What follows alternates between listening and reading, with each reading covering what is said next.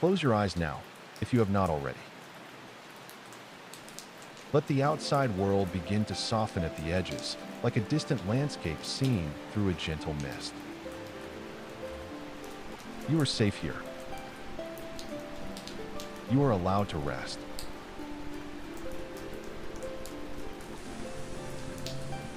Feel the surface beneath your body. Notice how it supports you completely, holding your weight without effort, without question. You do not need to hold yourself up. You can let the bed or the couch or whatever you are resting on do all of that for you.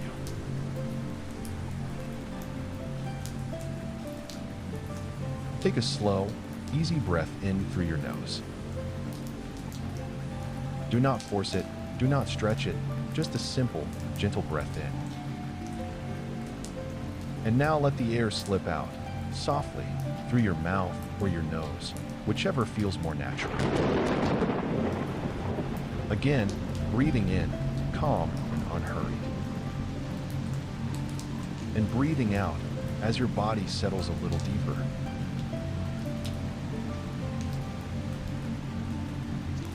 With each breath, feel your day beginning to fade into the background. The thoughts, the tasks, the conversations, the screens, the notifications, all of it can drift farther away for now. Nothing needs your attention in this moment. The only thing that matters now is your rest.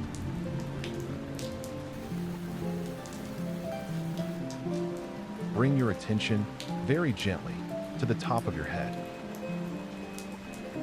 Notice the skin of your scalp, the tiny muscles around your forehead. Allow your forehead to smooth, as if a warm hand is resting there, easing out any lines of worry or effort. Soften the space between your eyebrows.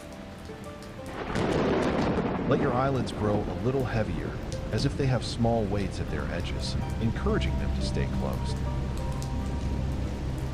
Your eyes can rest now, turning away from the brightness of the day.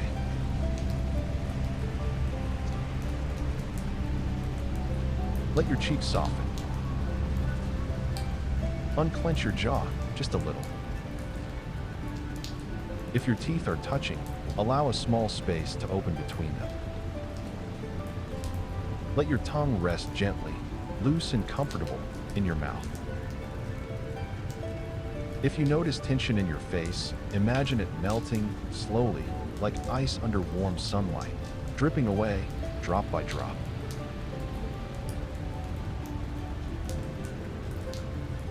Now let your awareness move down into your neck. Feel the back of your neck, the sides, the front of your throat. These muscles work all day to hold your head upright, to help you speak and swallow. For now, they do not need to work so hard. Imagine them softening, releasing their grip, as your head is fully supported where it rests.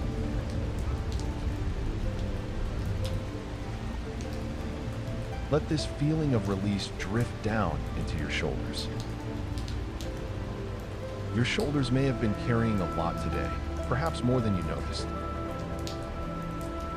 Responsibilities, expectations, worries all seem to gather there. Now, with each breath out, let your shoulders sink a little deeper, dropping away from your ears, heavy and relaxed.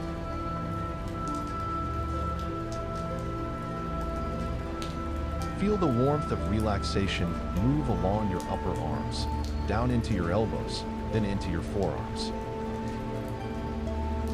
Feel your wrists loosen, your hands resting in whatever position they have chosen. Your fingers are soft now, gently curled or stretched, with nothing to grasp, nothing to hold.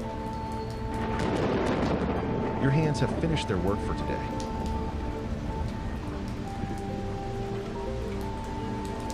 Bring your attention to your chest. Feel the gentle rise as you breathe in, and the soft fall as you breathe out. Your breath does not need to be deep or impressive. It only needs to be steady, simple, and kind. Notice the rhythm that has been with you all day, even when you did not think of it. The quiet, faithful movement of breath in and breath out. Let that rhythm soothe you like a slow, familiar song.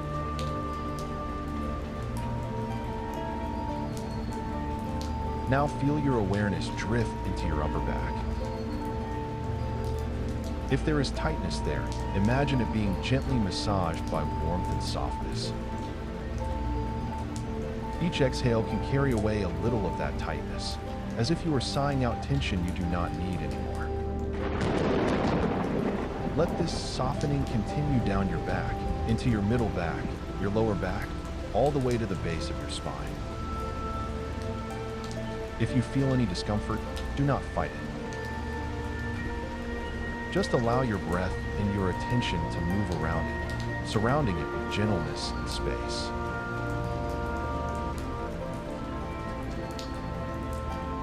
Notice your stomach and your belly.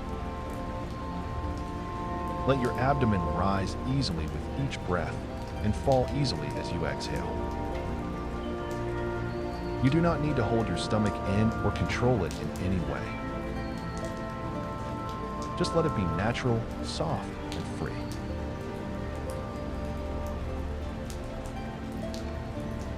Feel the heaviness now settling into your hips and pelvis. These parts of your body are fully supported too. The surface beneath you is holding you up so that the muscles here can unwind and rest. Let this feeling of deep rest flow down into your thighs. Your thighs can grow heavy, as if they are gently sinking into warm sand that shapes itself perfectly around them. Then into your knees and your calves. Let the muscles of your lower legs soften, no longer needing to stand or walk or move. Down into your ankles and into your feet. Feel each heel, each arch, each toe. Imagine that every tiny muscle in your feet is relaxing now, releasing the memory of every step you took today.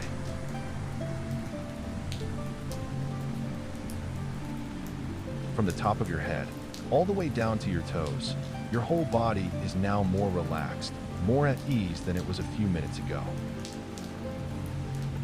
If there are any places that still feel tense, that is all right. You do not have to force them to change. Just let them be held in this warm softness.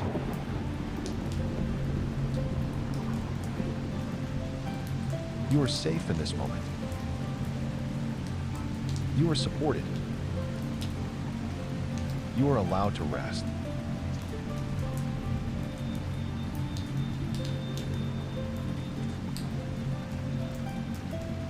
Now, as your body rests, your mind can begin to wander gently into another time and another place. A place far from the concerns of the day. A place where only music and love and quiet journeys exist.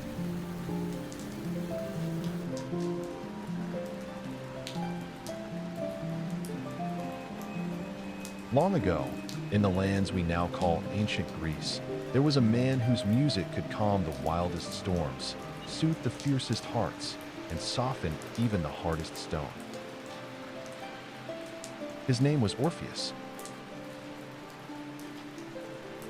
Imagine now a hillside under a wide, open sky. The air is warm, but not too warm, the way it feels just before sunset on a gentle summer day. The scent of dry grass, wild herbs, and distant sea salt lingers in the air. On this hillside, a young man sits with a small, graceful instrument in his hands. It is a lyre, its polished wood glowing softly in the fading light, its strings catching the last hints of gold from the sun. This man is Orpheus.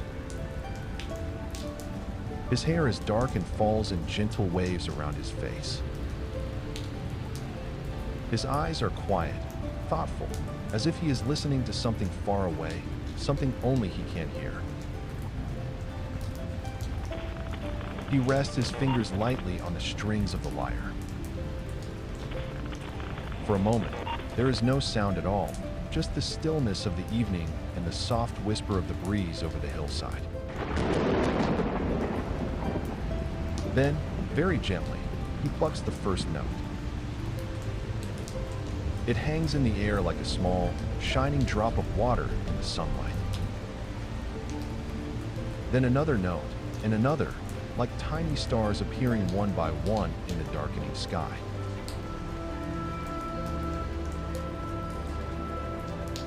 As he plays, a melody unfolds, slow and tender. The sound is warm, like sunlight. It is gentle, like a breeze. It is tender, like the feeling of someone holding your hand. The sound drifts down the hillside into the valley below. It slips between trees, brushes across the tops of grasses, and touches the surface of a nearby stream, making the water seem to shimmer a little more brightly. Birds that were preparing to settle for the night pause and listen. A small fox, moving quietly through the grass, stops and lifts its head, ears turning toward the sound. Even the leaves on the trees seem to sigh and become still, as if the whole landscape is leaning closer to hear.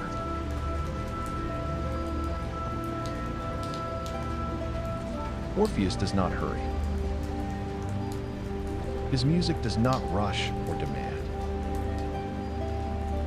Each note has space to breathe, to enter the air and then gently fade, making room for the next. As you listen to his music in your imagination, you might notice your own breathing falling into a slower rhythm, rising and falling like the soft swell of sound from a lyre. The melody is simple, yet it feels deep, like a calm river moving steadily toward the sea.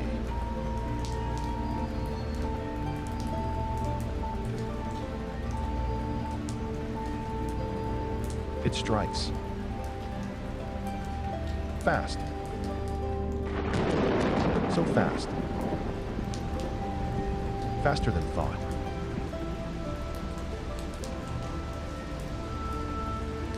Eurydice feels a sudden, sharp pain in her ankle.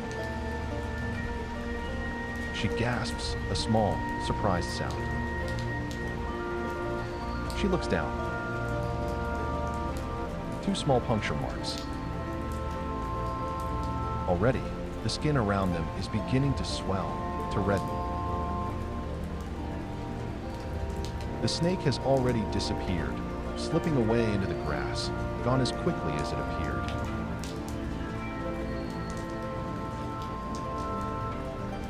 For a moment, Eurydice does not move.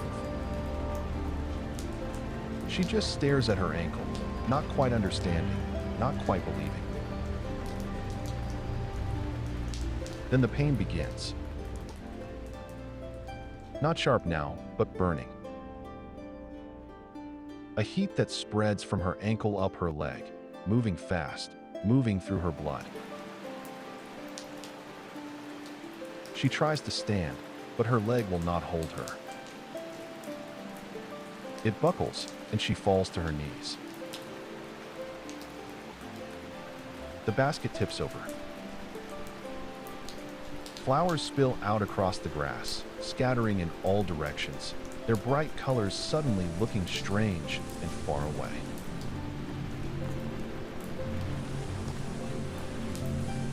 Eurydice's breath comes faster now. Her heart is racing. The poison is moving through her body, unstoppable, relentless. Her vision begins to blur. The forest around her, the trees, the flowers, the sunlight, all of it starts to lose its sharpness, its color, as if a gray veil is being drawn over everything. She tries to call out. "Orpheus," she whispers. But her voice is so weak, so quiet. He is too far away. He cannot hear her.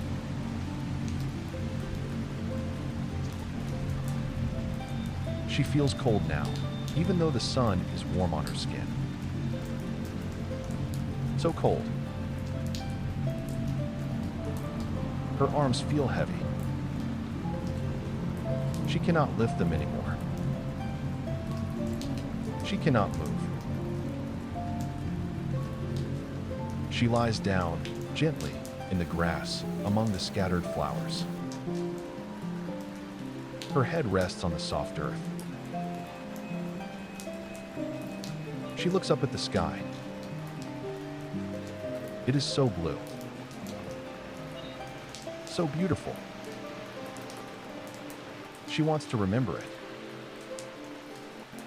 She wants to hold on to it.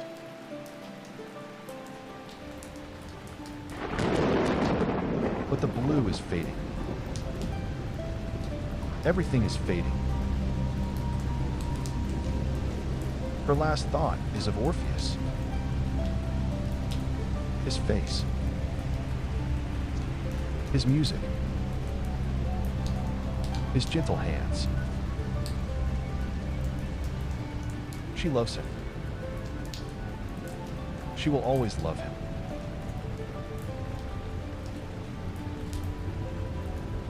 And then, quietly, gently, like a candle flame going out in a soft breeze, Eurydice is gone.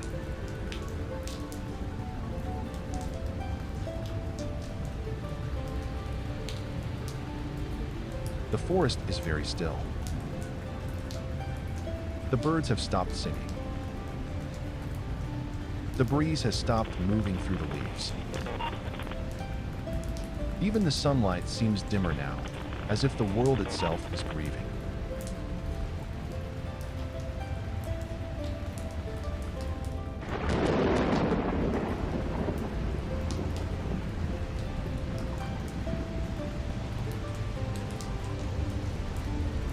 Far away, in their small cottage at the edge of the forest, Orpheus is still asleep. He turns slightly in his sleep, reaching out a hand toward the place where Eurydice should be lying. His fingers brush only empty sheets. Slowly he wakes. His eyes open to soft morning light. For a moment, everything feels normal, familiar, safe. He expects to feel Eurydice beside him, warm and breathing softly. He turns his head and finds only smooth, undisturbed linen where she once lay. He blinks, still half dreaming. Perhaps she is already up. Perhaps she has gone to fetch water or to watch the sunrise for a moment. He sits up slowly, rubbing a hand over his face. He calls her name, his voice still thick with sleep. Eurydice. There is no answer. He stands and moves through the small cottage. She is nowhere inside. He steps outside into the growing light. The air is cool, and the birds are strangely quiet. He asks a neighbor if they have seen her. Yes, they say. Early this morning, she was walking toward the forest with a basket in her hand. The forest. Of course. A small smile touches his lips for a moment. Of course, she would go to the forest to gather flowers, to greet the morning among the trees she loves. He returns to the cottage and takes up his lyre. Its familiar weight is reassuring beneath his hand. Then he sets off along the path into the forest. His steps are unhurried at first. He calls her name again, a little louder now. Eurydice. The sound of his voice slips between the trees and fades. As he walks deeper, he notices how still everything is. The birds are silent. The leaves are hardly moving. A faint unease begins to stir in his chest. After some time, he comes to a clearing. At its edge, he sees something lying in the grass. A small, woven basket. Flowers spilled all around it in a bright, scattered circle. His heartbeat quickens. He steps into the clearing. His eyes move from the basket, to the flowers, to the still form lying just beyond them. Eurydice. Her body is very still. Her white tunic is bright against the green of the grass. Her hair is spread around her like a halo of soft color. For a heartbeat, his mind refuses to understand. It feels like a dream, like an image that does not belong in the waking world. He walks toward her slowly, as if the air has thickened and each step is an effort. He kneels beside her. His knees sink into the damp earth. He reaches for her hand. It is cool. Too cool. He searches for the rise and fall of her chest. There is no movement. He listens for her breath. There is only silence. Very gently, as if she might wake if he is careful enough, he lifts her into his arms. Her head rests against his shoulder. Her hair brushes his cheek. The scattered flowers press softly against them both. Eurydice, he whispers. Please, wake up.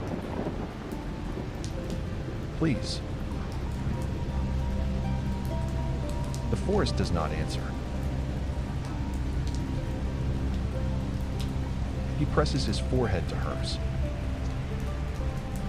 There is no warmth there.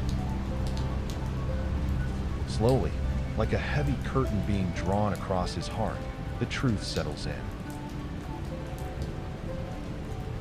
She is gone.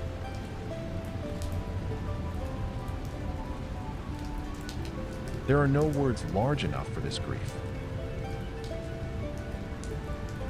So Orpheus does what he has always done when words are not enough. He reaches for his lyre.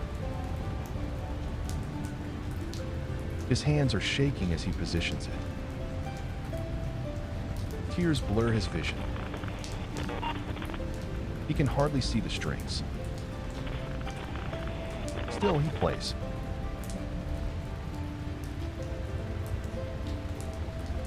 The music that comes forth is unlike anything he has ever played before. It is raw and broken, full of aching sorrow and endless love. The notes rise into the still air of the clearing. They tremble and shiver and then spill outward, spreading through the forest. The trees listen. Their trunks seem to lean just slightly inward. Their branches droop, as if burdened with sadness. Sap seeps slowly from the bark, catching the light like clear tears. The flowers, so bright moments ago, bow their heads. Petals fold in, colors dimming. The birds, who had been silent, now give soft, mournful calls that weave themselves around the song. Even the sunlight seems to grow dimmer, as if it, too, is morning.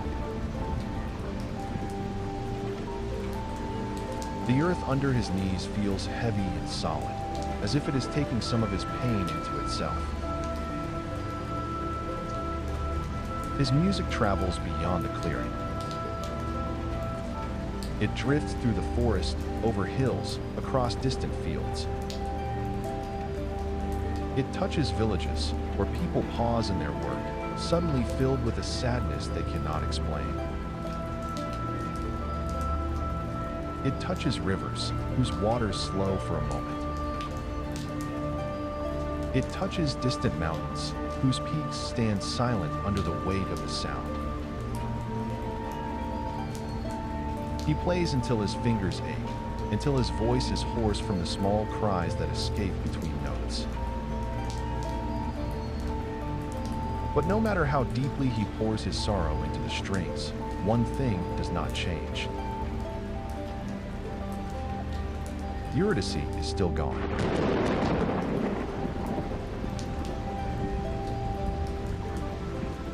At last, the music falters.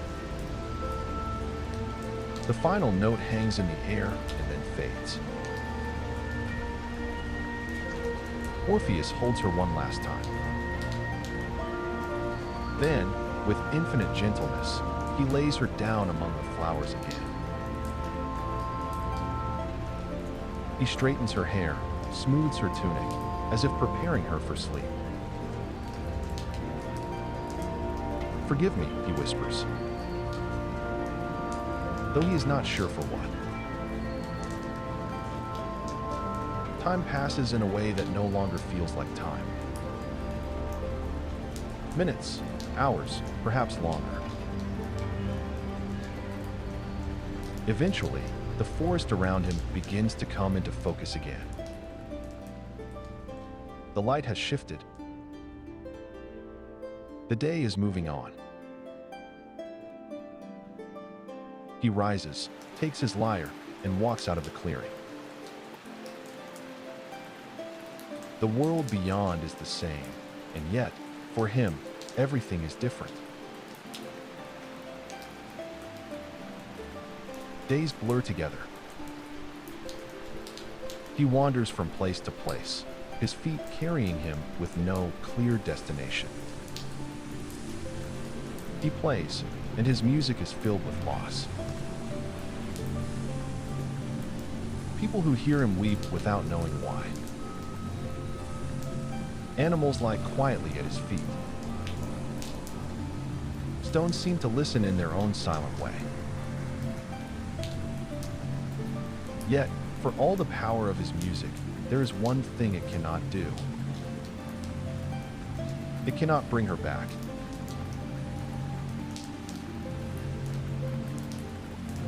One evening, as the sky grows dark and the air cools, Orpheus finds himself beside a dark, slow-moving river.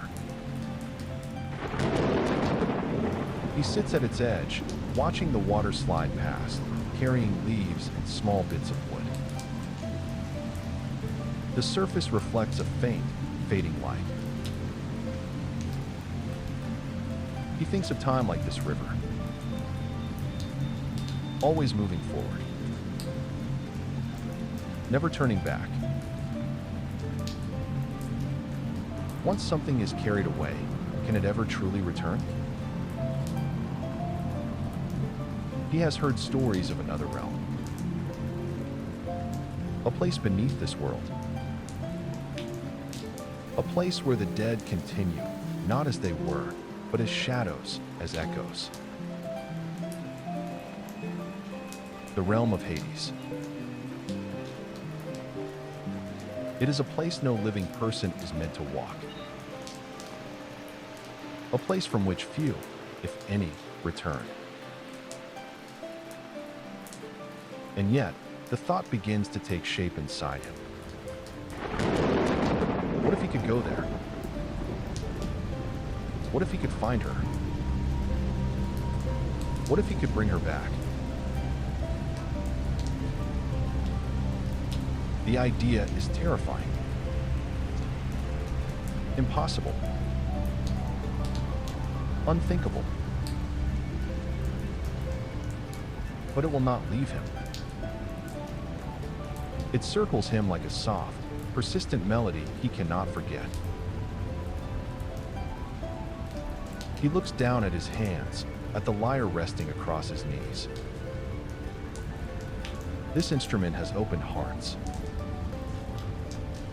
calmed storms, moved creatures and people and even the very earth. If anything can move the rulers of the dead, it will be this. He knows then what he must do. He will go to the gate between worlds. He will descend into the dark. He will stand before Hades and Persephone. And he will ask for her. With that decision, the path before him becomes clear, even if it is full of shadows. He rises from the riverbank. He takes up his lyre. He walks. The land changes around him as he travels. Villages give way to open fields. Fields give way to rocky hills. Forests grow sparse. The sky seems farther away. The wind is cooler. He walks by day and by night, resting only when his body demands it. At last, he comes to a valley where the air feels strange and heavy. The trees here are twisted. The ground is bare in patches. At the far end of the valley, he sees the dark mouth of a great cave carved into the stone. Cold air flows from its opening. It smells of damp stone and something older than memory.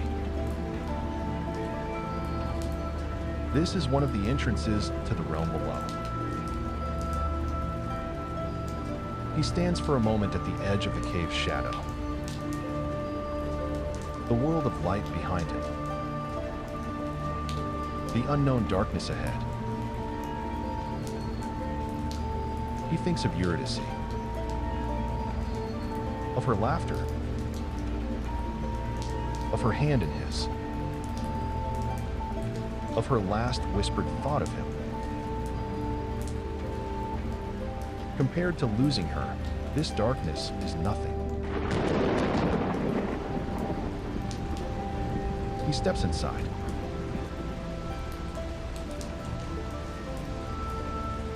At first, there is still some light behind him. But each step takes him farther in, and the glow of the world above fades. The walls of the cave are rough beneath his fingers as he feels his way forward. The ground slopes downward. The air grows colder.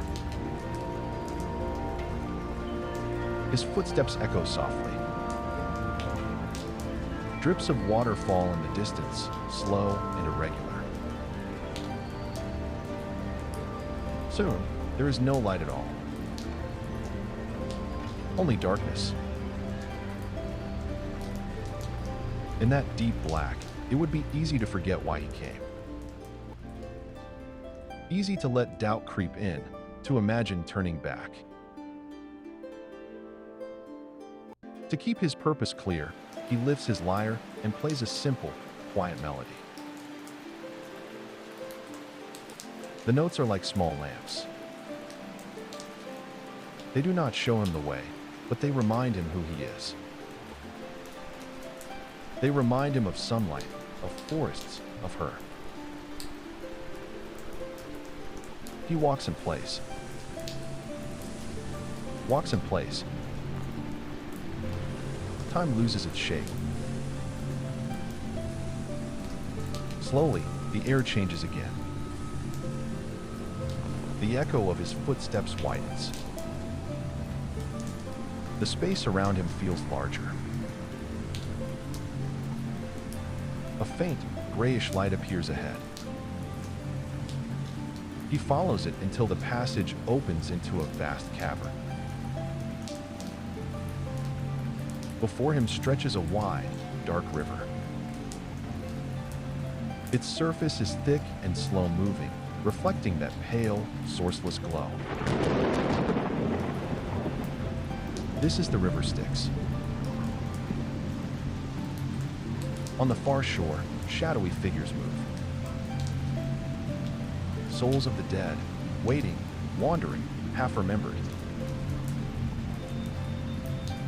On the near shore stands a long, narrow boat. In it, a cloaked figure grips a long pole. Charon, the ferryman. He looks up, his hood shadowing his face, and studies the living man before him. "You are alive," he says, his voice low and rough. "The living do not cross this river." Orpheus meets his gaze. "I know," he answers quietly. "But I seek one who has come here before me. I seek Eurydice." Charon studies him in silence. "Many seek," he says at last. "Few are given what they want. Turn back while you can." Orpheus does not argue. He lifts his lyre. And he plays.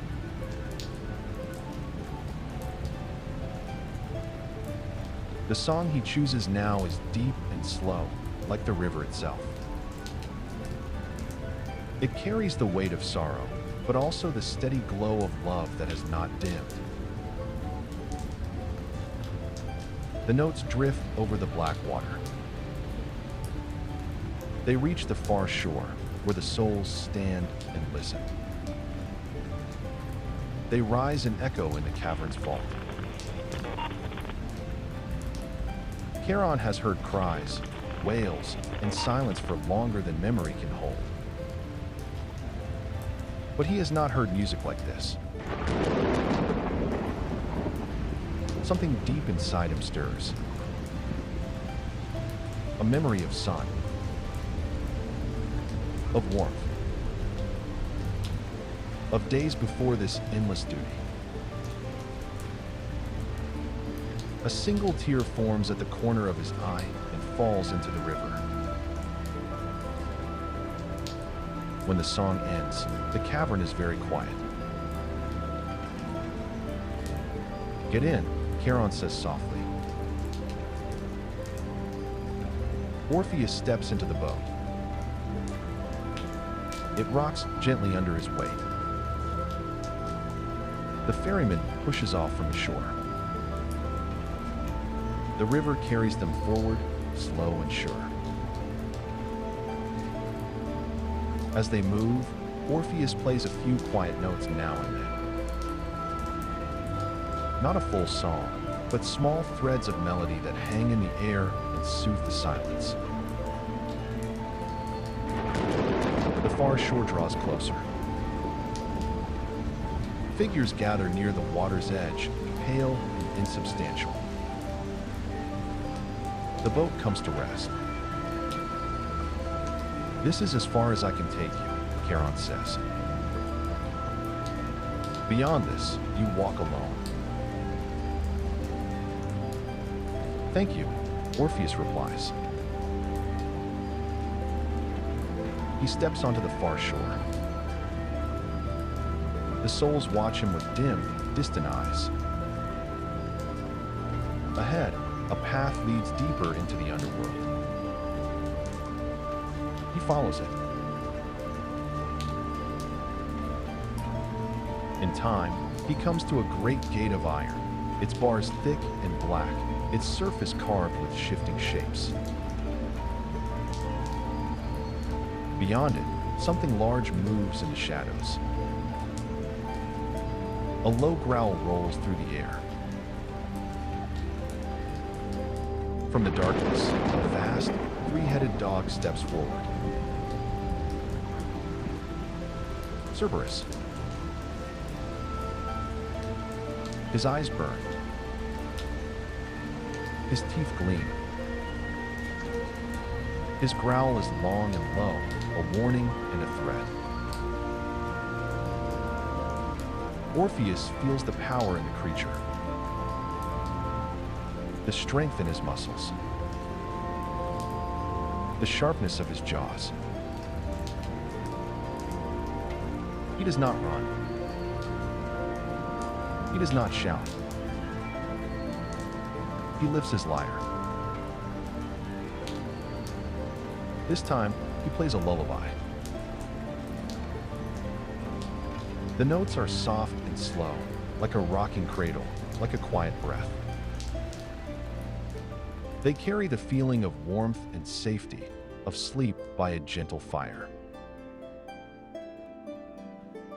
One of Cerberus' heads tilts. Then another. The growling fades. The third head watches a moment longer, then its eyes, too, begin to soften. Slowly, the great dog lies down. His three heads rest upon his paws.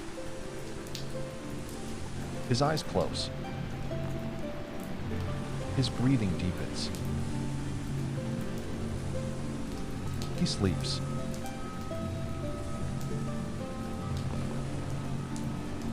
The guardian of the gate is now as peaceful as a tired hound at home. Orpheus lets the lullaby fade slowly. Then he walks past the sleeping beast through the dark iron gate and farther into the realm of the dead. Ahead, the path leads to a great hall of black stone. Tall columns. Wide steps. Massive doors. Inside that hall, upon shadowed thrones, sit Hades and Persephone. Orpheus walks toward that hall now. His heart is steady. His purpose is clear. He has come to ask for what no mortal has ever truly been given. He has come to ask for love to cross even the boundary of death.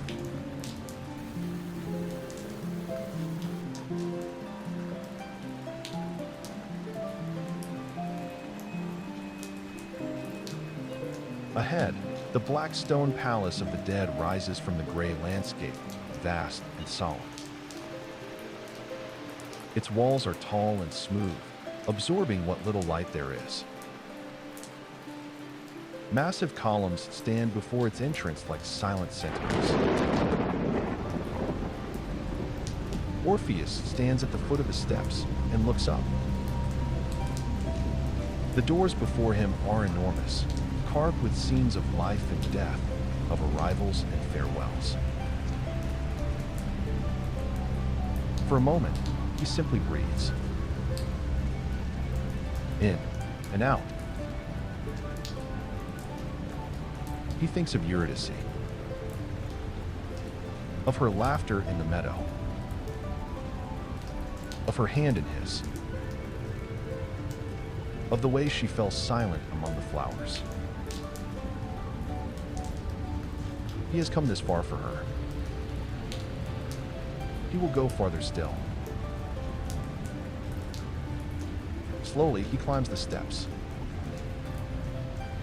His footsteps echo softly in the still air.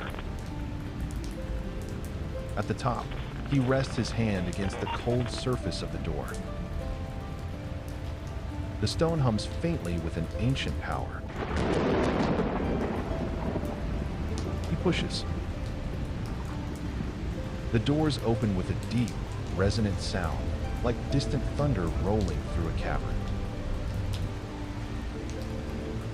Inside lies a vast hall, its floor polished to a dark sheen, its ceiling lost in shadow. Tall columns line the sides, disappearing into the dimness above. At the far end, on a raised platform, two figures sit on thrones of black stone. Hades and Persephone. Hades is tall and still, his presence heavy and commanding. His eyes are deep and unreadable, like wells that no light reaches. Beside him sits Persephone, her beauty touched by a quiet sadness and by the faint, persistent memory of spring. Shades stand along the edges of the hall, barely visible in the gloom. Even the Furies are there, fierce and terrible, their gazes fixed on the living man who has entered this place. Orpheus walks forward. His footsteps are small in the great space, but their echoes carry. He stops at a respectful distance from the thrones. The hall is very quiet. Hades speaks first, his voice deep and steady, like stone shifting far beneath the earth. You are not dead, he says. You are not of this realm. Why have you come here, living one? The words hang in the air. Orpheus bows his head slightly, then lifts it again. He does not answer with words. He lifts his lyre. His fingers rest upon the strings. And in the great, shadowed hall of the dead, he begins to play.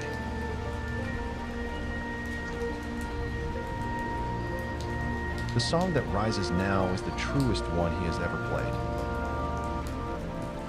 It is a song of his whole life. It tells of his childhood in gentle Thrace, listening to wind and waves and birds. Of his gift, inherited from Apollo, shaped by years of practice and quiet wonder. It tells of the day he first saw Eurydice in the meadow, turning in the tall grass, sunlight in her hair. Of the tentative notes he played for her, the way she walked toward him, the way something new and powerful began in that moment. It tells of walks through the forest, of shared laughter, of evenings by the fire.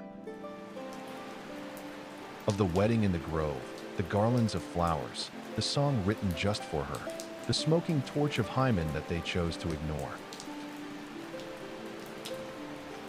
It tells of the morning she rose early with a basket in her hand. Of the clearing full of flowers. Of the hidden snake. Of the sudden pain. It tells of her falling into the grass, of her eyes on the sky, of her last thought of him. It tells of his search, of the scattered flowers and the stillness of her body. of the grief that poured from him in music so deep the whole forest wept. It tells of his decision to come here, to walk into darkness for the sake of love. Every note carries love and loss, hope and anguish, woven together into something that cannot be spoken in simple words. The sound fills the hall. It wraps around the columns. It rises into the dim space above. It settles like a soft veil at the feet of the thrones. The watching shades grow still. The Furies, who are used to rage and vengeance, feel something unfamiliar prick at their eyes. Persephone listens, her gaze softening. She knows what it is to be taken from the world above, to be parted from those she loves. Even Hades, who has ruled here for ages beyond counting, sits very still, his dark eyes fixed on the living man and his fragile, beautiful song. At last, the music ends. The final note trembles in the air and fades into silence. Orpheus lowers his hands. For a moment, no one speaks. Then he finds his voice. "I have come," he says quietly, "because I have lost the one I love." Her name is Eurydice. She walked the bright world with me. And now she walks here, in shadow. I know the laws of mortals, he continues. I know that all must come to you in time. But I ask, with all the love I carry, that you allow her to return with me to the world above. Not forever. Not to escape the fate that comes to all. Only to share, for a while longer, the life we began together. Only to walk again in the sunlight, hand in hand. His words fall softly in the great hall. He does not shout. He does not demand. He only asks. Hades and Persephone exchange a long, silent look. In Persephone's eyes there is compassion and the deep understanding of someone who has known both light and darkness. In Hades' gaze there is thoughtfulness and the weight of responsibility. At length, Hades speaks. No mortal has ever come here as you have, he says. No mortal has ever moved the hearts of the dead and their rulers with such music. Your love is great, he continues. And your grief is deep. I will grant what you ask. The words land like a soft shock in the stillness. Hope rises in Orpheus' chest, so sudden and strong it almost takes his breath away. But Hades is not finished. There must be a condition, he says. You will lead her back toward the upper world. She will follow you, walking behind you as you ascend. But you must not look back at her. Not once. Not until you both have fully emerged into the light above. If you turn and look at her before that moment, he says, his voice firm, she will be taken from you again. And this time, she will remain here forever. The condition settles over Orpheus like a cloak. Do not look back. Walk in trust. Walk without proof. It is a test not of his music, but of his faith. He feels the difficulty of it.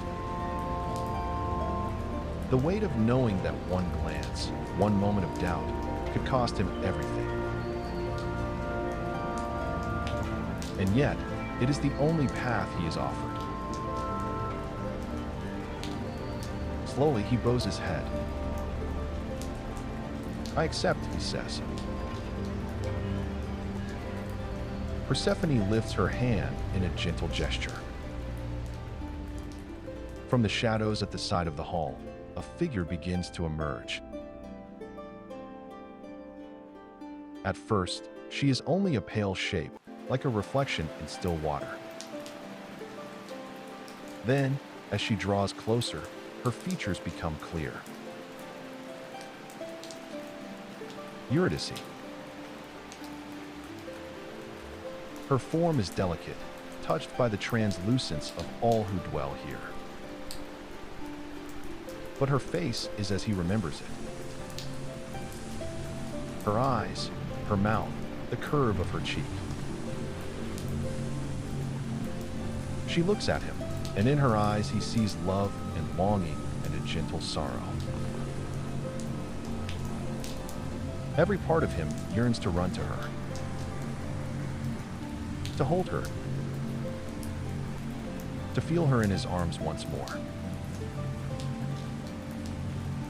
But he remembers the condition.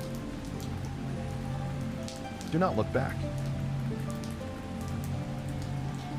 He turns away from the thrones and toward the doors of the hall. He feels, rather than sees, her presence come to rest just behind him. Close. So close. Hades speaks one final time. Go now, he says. Take her with you, if you can keep to what you have agreed. Orpheus takes a breath that feels deeper than any he has drawn in this realm. He steps forward. His footfall echoes in the great hall. Behind him, there is the faintest sound of another step. Her step. The doors of the hall swing open once more, and together, though he must not look to see it, they begin the long, slow journey back through the underworld toward the distant light of the living world.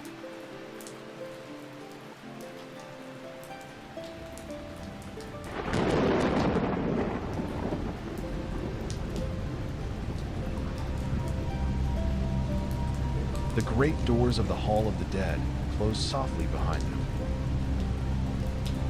Ahead lies the long, dim road back through the underworld. Orpheus stands at its beginning. He feels the weight of the condition resting quietly but firmly on his shoulders. Do not look back. Walk in trust. Walk without proof. Behind him, just beyond his reach, is Eurydice. He can feel her presence like warmth at his back. He wants, more than anything, to turn and see her. To confirm that she is truly there. To read her face, to hold her eyes with his. But he does not. He takes the first step. The sound of his foot touching the stone echoes softly in the quiet. A heartbeat later, there is another sound. Lighter. Softer. Following his. Her step. Together, though he must not look to see it, they begin the journey back. The path winds through the gray landscape of the underworld. Past the wandering souls who drift like pale mist. Past the fields where the ordinary dead move without hurry or urgency. As Orpheus walks, he plays. Not the fierce, desperate songs of his grief. Not the deep, solemn melodies he used to cross the Styx or soothe Cerberus. Now his music is gentler. A simple, steady rhythm for walking. A quiet thread of sound to hold them both to the path, to keep their hearts from filling with fear. The notes drift behind him like a trail of soft light. They wrap around Eurydice, guiding her steps. He cannot see her, but he can imagine the way she moves, the grace in her stride, the quiet determination in her eyes. The watchers of the underworld see them pass. Shades pause and turn their heads, drawn by the music. Some reach out with insubstantial hands, as if to touch the sound. Even here, love is something rare and powerful. Even here, it is recognized. They pass again by the iron gate where Cerberus lies. The great beast still sleeps, his three heads resting heavily upon his paws, his breaths deep and slow. The lullaby that soothed him lingers faintly in the stone. Quietly, without breaking his forward gaze, Orpheus lets a few soft notes of that same melody slip from his lyre. The great dog's ears twitch, but he does not wait. They cross back through the gate. The path continues. Time in the underworld has no clear shape. It is impossible to say how long they walk. Only that step follows step and note follows note, and her presence stays just behind him like a delicate flame he must not turn to shield with his own hands. At times, doubt whispers to him. What if she is no longer there? What if the sound he hears is only his own echo? What if this is all a cruel trick? The thoughts brush against his mind like cold fingers. When they come, he answers them with music. He plays the melodies they shared in the bright world. The songs she loved. The tunes that once made her laugh or close her eyes in peace. He trusts that she hears them now, that they bind them together as surely as their hands once did. Eventually, the air begins to change. It feels a little less heavy. A faint, distant glow appears ahead, pale and far away. This is the light of the upper world. The path begins to rise beneath their feet. The stone slopes upward. The way grows steeper. Each step now takes more effort. The climb is long. Orpheus feels his muscles strain. His breath comes a little quicker. He hears, behind him, the soft sound of Eurydice's steps, lighter than his own. A half-beat behind. He imagines the climb must be harder for her. She is still half shadow,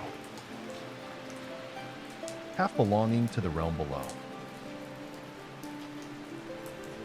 A part of him aches to turn and help her, to offer his hand, to support her up the steep path. But he remembers. Do not look back. The light ahead grows a little brighter. It is still dim compared to true daylight. But after so long in the gray, even this faint glow feels almost blinding. With each step, hope grows in him. A quiet, trembling kind of hope. Soon, he thinks. Soon we will stand in the open air. Soon we will see the sky together again. He can almost feel the warmth of sunlight on his skin. He can almost hear the wind in the trees. And always, behind him, the soft sound of steps. The path narrows. The stone walls draw closer on either side.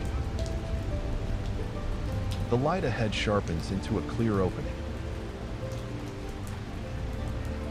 He is very close now. A few more paces. Just a little farther. But as they near the boundary, doubt returns. It comes not as a whisper this time, but as a heavy, pressing thought. What if the bargain has been broken? What if she has stumbled? What if she has been taken back, silently, without a sound? What if he is alone? He can still hear the step behind him. But in this moment of fear, even that familiar sound feels uncertain. His heart races. His fingers falter on the strings.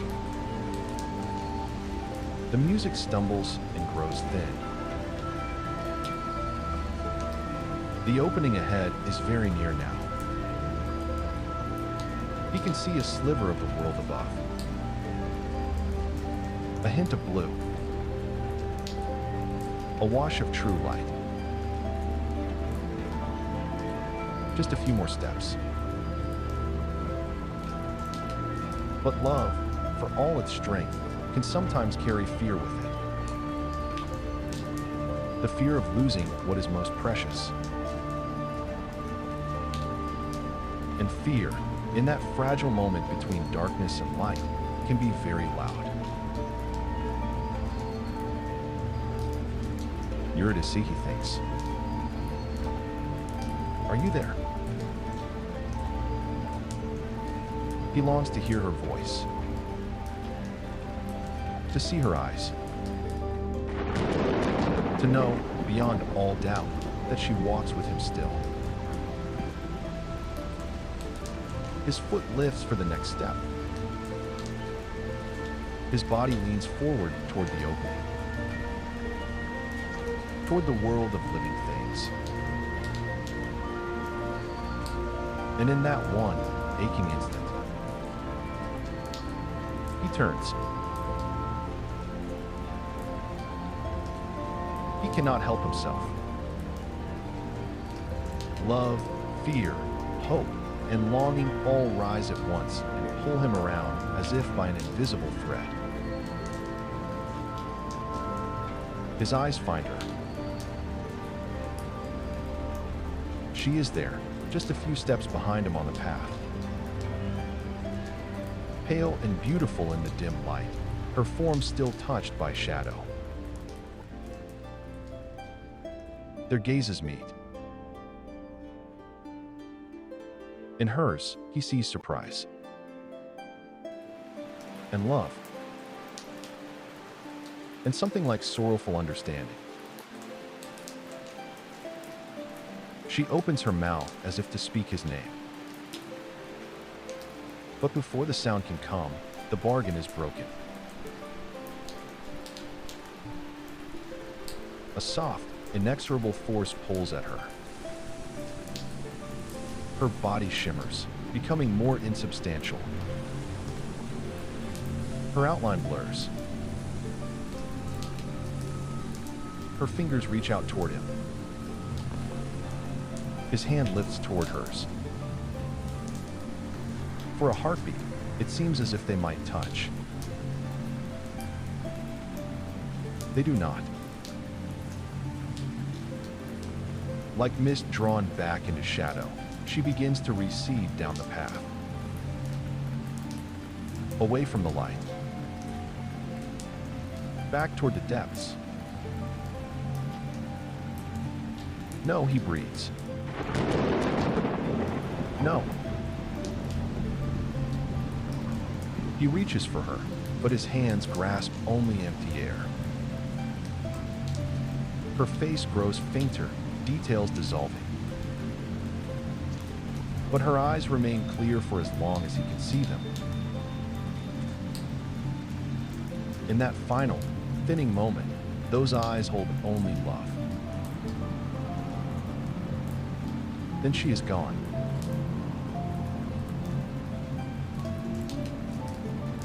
The path behind him is empty. The underworld stretches away in silence. A great stillness settles over everything. Slowly, as if his body is no longer entirely his, Orpheus turns back toward the light. He steps forward once more. This time, he leaves the realm of the dead alone. The opening widens around him. Cool, fresh air touches his face. The sound of a distant bird reaches his ears. He emerges into the world above. The sky is vast and blue overhead. The sun is bright, but its warmth feels far away. Grass bends under his feet. Wind moves quietly through nearby trees. All the beauty of the living world surrounds him. But the space beside him is empty. For a long time, he stands at the edge of the cave, neither moving forward nor going back. His hands rest on his lyre. His head is bowed. At last, he sits upon a nearby stone. He lifts the instrument. He plays. The music that flows out now is quiet and hollow. It holds neither the hopeful light of his early songs, nor the wild edge of his grief. It is the sound of a heart that has given everything and has been asked to let go. Yet within that letting go, there is a strange, delicate peace beginning to form. He knows now that love does not always mean holding on. Sometimes it means honoring what has been, even when it cannot continue in the way one hoped. He thinks of Eurydice, not as a pale shade on a dark road, but as she was, dancing in a meadow. laughing by a stream, leaning against him by the fire as he played for her. Those moments are real. They cannot be taken. The world is full of things that do not last. Flowers that bloom and fade. Days that turn to night. Lives that move from breath to silence.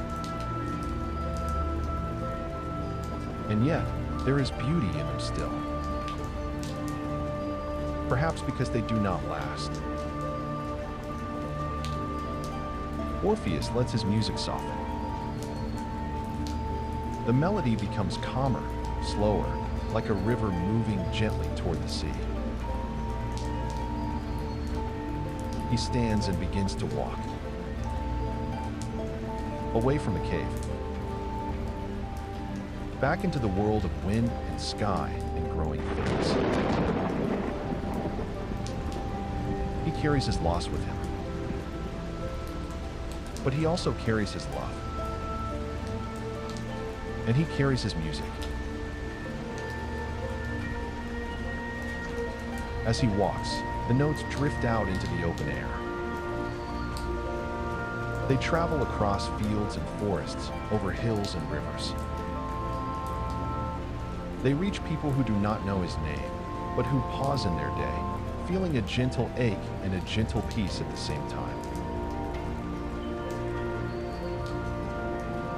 Somewhere, in the depths below, where shadows move like mist and the river Styx flows in its slow, endless course, a soft echo of that music reaches a quiet soul.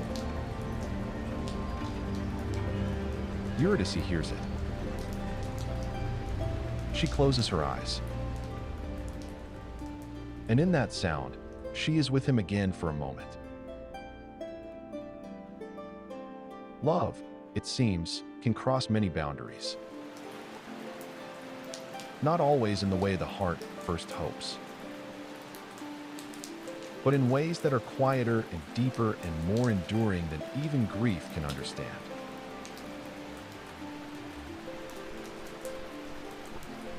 And now, as this story settles in you, you can let your own thoughts grow softer.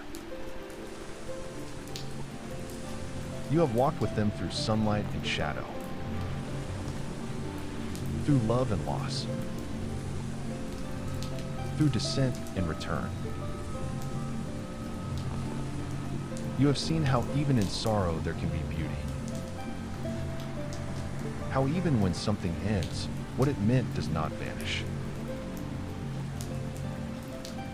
Let these ideas rest gently in your mind, like leaves settling slowly onto the surface of a still pond. Now, there is nothing you need to do. No journey you need to take.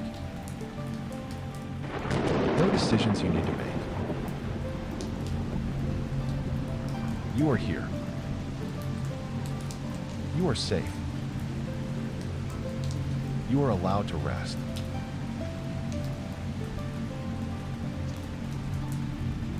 Bring your attention very softly back to your own body. Notice the surface beneath you, supporting you completely. Feel the gentle weight of your limbs. The natural heaviness that comes with relaxation. Your face is soft. Your jaw is loose. Your shoulders are relaxed and heavy. Your arms rest easily where they are. Your hands are loose, with nothing to hold on to.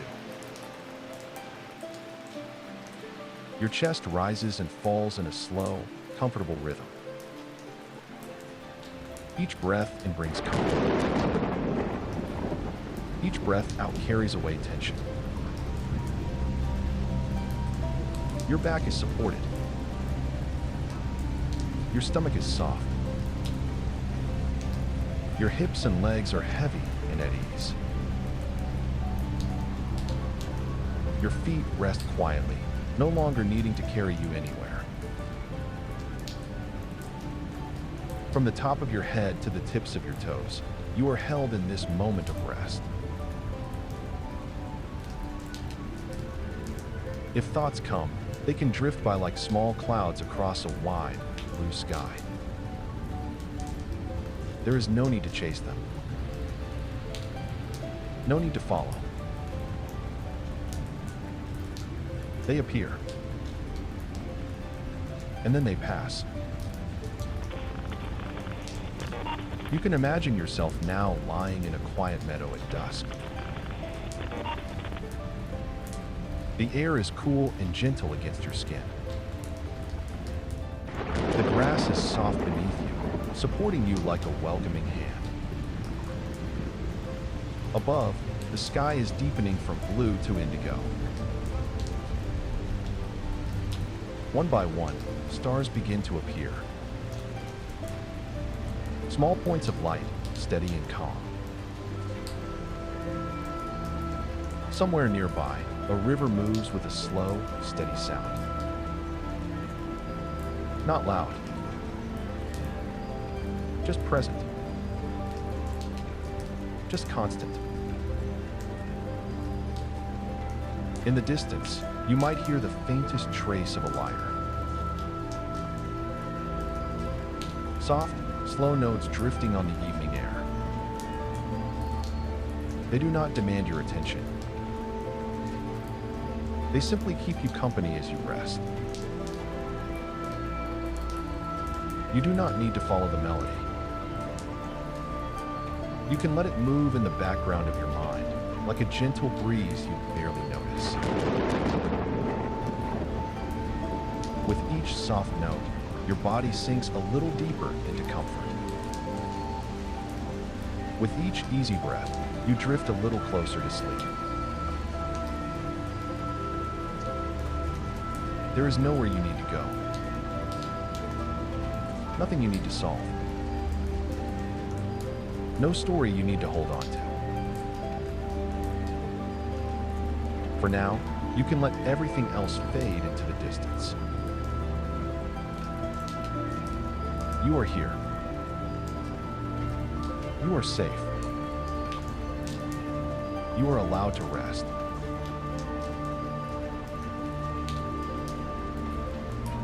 If you are not yet asleep, that is perfectly all right. Sleep does not need to be forced. It comes gently, in its own time, like twilight deepening into night.